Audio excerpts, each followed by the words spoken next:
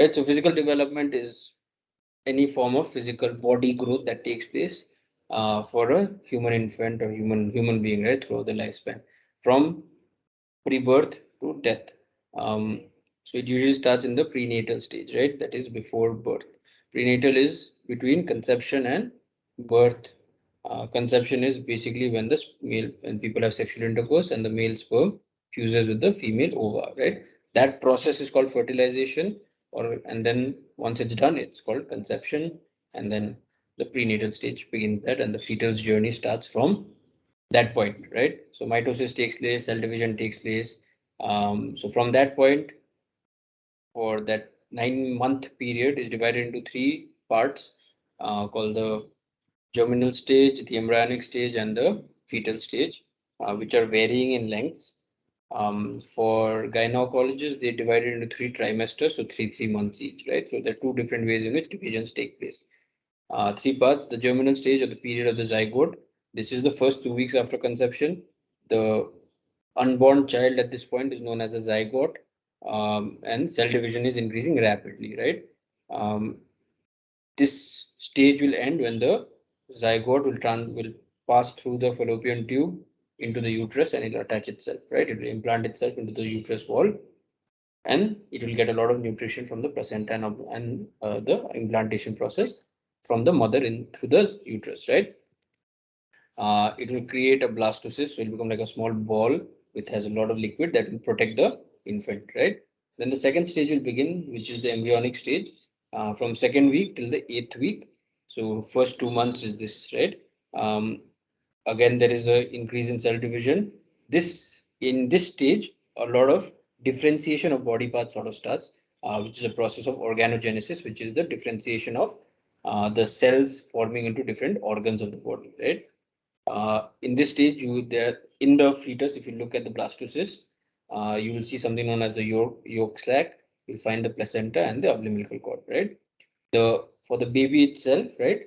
It will be You'll see the cells of the baby divided into three different parts. The embryonic disc will be divided into three different structures. You'll have the endoderm, which is the most inside part of the most inside layer is called the endoderm, right? It will form the internal digestive system, livers, pancreas, etc. Then you have the mesoderm, which is in between the two layers, which will form the skin, nails, hair, teeth, etc. And then you have the ectoderm, which is the outside part, which will form the um, sense organs and the nervous system, right? By the 8th week, there is a formation of, you can see small body parts like arms will be slightly like, it will still be a ball. It's not like suddenly you'll see proper arms, but it'll be slightly separated from the rest of the body. So it's not one lump anymore. It's into different lumps. Head will start to be separated from the rest of the body also, right? And in the head, you can see the slits for all these things like eyes, ears, jaws, internal organs. You'll start seeing the your nervous system. The heart might start beating slightly, right? So the embryo is barely 1 inch, right? Which is like this much. It's this much, but you can see those small parts, right? And it weighs around 6 grams.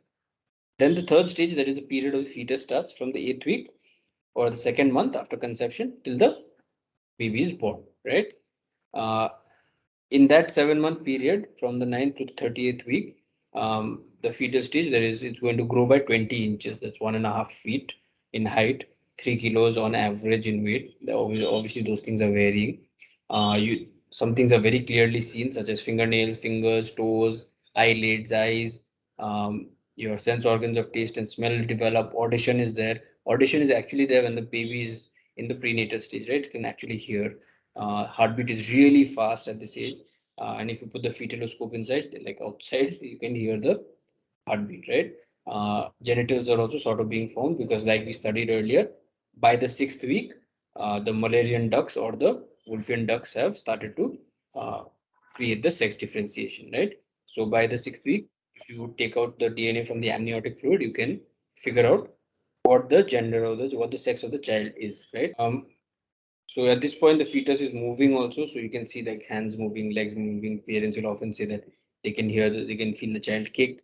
Um, so that's one thing. When the birth process takes place, the baby is this way. It will turn around, right? Head will go down, leg will go up. To ease the process of natural delivery. And while it's being born, it will be covered with a chalk-like substance, like a cheese-like white substance called the vernix caseosa, that will allow the lubrication to take place when the child is being born, right? And it also saves the baby from being chapped by the amniotic fluid. Chapping meaning that when you put your hand in water for too long, you get those lines, right? Like that, it's easier to sort of uh, have grip. Just think of that in a much worse stage where you're always in water, your whole skin will start to become really uh, sticky and very weird, right? So the cheese-like substance sort of protects it. Uh, the child also has slight hair, which is called lanugo, right? And this helps the vernix attach itself to the skin, right? Um, After the birth, right? Now, depending on what kind of birthing process takes place, the APGAR scale is checked for the appearance of the child. So it's rated on 1, 2, right? 0, 1, 2. What is the appearance? If it's red, if it's pink, purple, whatever. Pulse, how fast is it, right? Grimace, what is the general facial behavior? Whether the child is crying, etc. Activity, seeing the rest of the body parts, everything is functioning, breathing is taking place, your eyes, the eyelids are moving or not. And respiration is breathing, right? For respiration, they turn the baby around and snap the butt cheek, and then it start to cry, and it will open up the lungs and allow the child to breathe, right? So the APGAR scale is tested. If the child scores above 7, it's good. 5 to 7, it might require some assistance. Below 5, the child is put in an incubator for further assessment, right? In terms of principles of development, there are four basic principles. We are not sure which one is working at what point. The first one is cephalocaudal, meaning that development occurs from top to bottom. So first the head develops, then the neck, then the body, then the legs, like that, right? And then first the arms, then forearms, then your wrist and your fingers, etc. Then there is proximodistal, which is basically saying that from the center to the distance, right? So first your trunk will develop, then your neck, then your head, and accordingly, in proportion, the rest of your body, right? Then there's another principle called the independence of systems, saying that all different parts of the body are growing at different rates, and that's just it, right? There is no underlying principle that one will grow faster or they're all growing at different rates depending on the kind of genetic coding and nurturing that is there, right? Then the interdependence of system takes this to a further extent, which they say that everything is occurring independently. However, they are all coordinated with each other. So there will never be a case where one kidney is bigger than the other. Right? All of that is very rare occurrence.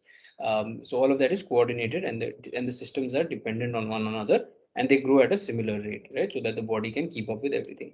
But basically, the first physical movement that anything that a child has is in terms of reflexes. There are 8, 10, 12 different types of reflexes which keep coming and going at different time periods within the first 2 years. Um, Towards the end of the 2 years, gross motor skills have developed, like they're beginning to develop, where the child begins with head control, then it can sit up without falling backwards, right? It will learn to crawl, it might learn to walk. By the end of the second year, it's expected that the child can run sort of without like falling over. It can sort of have an hand-eye coordination. So if it's trying to pick up something and see, it can do that. By the end of the second year, depth perception also should start, right? In terms of physical development of the brain, the corpus callosum starts to develop, right? It helps in coordinating between the hemispheres. The hemisphere begin to get specialized. It just starts, right? So there's a lot of neuronal activity taking place and brain growth in general. Uh, Again, we've studied the right and left. Then the size of the brain is actually increasing, right? So it's literally the size is increasing, which is a fascinating thing. So that's why it's considered as a part of physical development and not cognitive. And the size is increasing because there are new connections constantly being formed because the child is being exposed to so many different types of stimuli, right? And new connections are being formed by the neurons, and everything that all the neurons that are not being used will slowly start to disappear in a process known as synaptic pruning, right? Uh, at this point, there is a lot of myelin available, protein available to myelinate the neurons, and therefore a lot of connections gets really strong, right? So this is basic physical development in early childhood, in infancy, right? Then you have early childhood from 2 years of age to 6 years of age. Here you'll see more physical growth in terms of the body, where the child will start to have a body that looks more like an adult. So by the end of the 6th year, an average child will be around 3.5 feet. There is a gender difference here now. By the age of 6 months, 6 years, Boys on average are generally taller than girls. In terms of weight also, boys will be generally heavier than girls, and the growth in weight is almost 15 kilos, right? So in infancy, by the end of 2 years, there are barely 10 kilos. By the end of 6 years, they should be around 20, 25 kilos, right? Um, there's no gender difference in weight, sorry, right? In terms of nutrition, around 15 to 1800 calories per day on average, if it's given, it's good. Anything above that, the child might be predisposed to become obese, right? The children at this age sleep also very long hours, 10 to 12 hours. But because they start school by the age of 4, um, their amount of sleep time starts to decrease, which is not a good thing, right? Gross motor skills are getting much better, more adult-like, right? It's more goal-directed. So they engage in sports and they engage in jumping and whatever else. Movements are simple, but it's more athletic in nature, right? And in terms of fine motor skills, they begin to learn how to use the pen, they begin to learn how to draw, and those things begin to develop, right? Then you have the middle childhood. This is the time where it becomes more adult-like. Height is around 4 feet 10 inches. This is the only time in your entire lifespan where girls on average are taller than boys, right? The general reason is that girls start to hit the bodies prepare for puberty much earlier. Therefore, height growth, which is correlated with puberty, starts to have an effect, right? On again, the weight ranges from 20 to 35 kilos, uh, and boys are heavier than girls. Their muscle, their bones are just bigger, and more adult-like bodies. You start having more leaner bodies. Um, in terms of gross motor skills, again, very great improvement takes place, right? From when you're 6 compared to when you're 12, you're really much better at playing any kind of sport, running around, balancing. You engage in rough and tumble play, both boys and girls. Okay. Then you hit adolescence, which is again depending on age, right? For girls, usually before the age of 12. For boys, 12 to 14 is the time, right? There is a great height growth that takes place around 7 inches to 1 foot even, right? From the age of say on average 13 to 20. It's called the growth spurt, right? Where there is a general growth in terms of body, bones, height, weight, all of it, right? Average weight growth is almost 20 kilos. So what you are 35, you become almost 55, 60, right? It's a proper adult-like body and height is still growing. Movements are fully coordinated, fully goal-directed. And the main thing about adolescence is that you hit puberty, which is a maturation of your sexual organs, right? You are now post-puberty, everyone, like most people, are able to reproduce, right? Um, One thing we are noticing is that people are hitting puberty much earlier in age now compared to um, earlier times, right? Which is referred to as a secular trend. This is because of better nutrition, better abilities, even increased in stress, right? All of these things have played a role in terms of lowering the age of puberty, right? Uh, During puberty, there's an increase in sex hormones, which are called gonadotropins. For boys, usually 12 to 14, right? And when they have their first ejaculation, that's called the sperm arc. So that's the point where it's considered that they've hit puberty. For girls, when they start menstruating around 8 to 12, first menstruation is called menarche, right? Uh, Puberty is one of those things that can be noticed from physical appearance as well as so from secondary characteristics, and there are primary characteristics that are not seen, right? So primary sex characteristics are those that are more related to the organs, which are related to sexual reproduction, whereas secondary characteristics are things that are not related to sexual reproduction but are important in terms of just general sexual behavior, right? And they are just things that happen. For males, again, primary sexual characteristics will be related to the genital organ. So it's the enlargement of the penis and the scrotum sac. For females, it's related to vaginal discharge and the changes in the uterine lining, right? Uterus lining. Uh, Secondary sex characteristics are things that are noticed and seen, which is physical signs of sexual maturation. So for females, there is breast development, there's growth of body and pubic hair, skin becomes slightly oilier. For males, it's the growth of body hair, pubic hair, voice becomes a little bit deeper and oilier heads, right? So these are just some of the characteristics. Um, Post puberty, you hit early and middle adulthood, which is between 20 to 60, 20 to 40 and 40 to 65. This is a time where there is more or less stability in terms of physical development, right? Height growth is not there, weight growth might be there. Usually, weight growth is there. There is an increase in terms of basic motor performance, right? You get better and better and better and better. And then there is a decline also, right? So, say from 20 to 30, 32, 33, there is like peaking of your physical powers, and then it's a slight plateauing and slowly drop off till you hit 60, right? Um, Most people will have age-related visual and auditory problems. So you'll have presbyopia, which is deterioration in sight due to age, natural deterioration. So you'll have to wear specs. Then you have presbycusis, which is deterioration in hearing due to age. Then your basal metabolism rate will drop. So basal metabolism is the basic rate that you're burning calories when you're not doing any physical activity, right? So on a daily basis, if you're having like a desk job, all the calories that you're burning is your basic metabolism.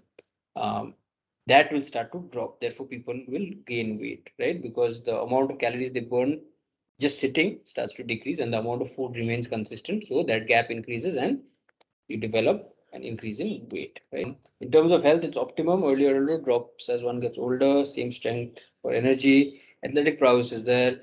There is self-serving bias because people are in peak physical condition, so they think nothing will harm them. So they'll engage in smoking, drinking, like crazy.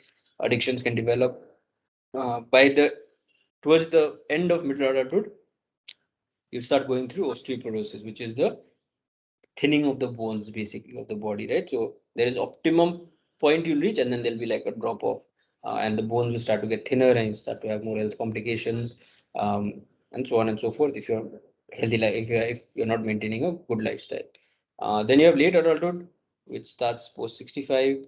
So there is primary aging, which is you age because your naturally body is getting older and it's getting slower, and then there's secondary aging, which increases the primary aging, right? And you get worse and your health gets worse faster because of lifestyle factor and diseases. So if you're a smoker, if you drink regularly, if you do not exercise, if you have bad eating habits, right? All of those things, and if you're sitting all the time or just sleeping all the time, all of these kinds of habits will create problems which will increase the um, problems that the person feels, right? So there is aging that will take place. So if you're 60 and you shouldn't be having, say, dementia, you might be having dementia because lifestyle factors are so mad, right? Then there's something known as functional age, which is the measure of the person's ability to function corresponding to their people in their similar age. So there are bodybuilders who are like 65, 70, 75, and all, they do pull-ups and all of this, right? So for those people, their functional age is much lower than their chronological age, right? So they're like 65, 70-year old, but their functions are like a 45-year-old or even a 25, 30-year-old person. So that's one way in which age is conceptualized. Otherwise, age is generally conceptualized in terms of chronology, right? What is your age? Um, Now, why do we age is an important question. So there are different theories that are given. You have the genetic programming theory or the cellular clock theory, which basically says that there is a pre-programmed timetable in your DNA, and your genes will stop cellular growth and development after a certain limit is reached, which is around 50 to 55. Uh, what is the right word? Divisions, right? Uh, and that is known as the Hayflick limit. The 50 to 55 is generally the number, right, of DNA. I think it's called the Hayflick limit.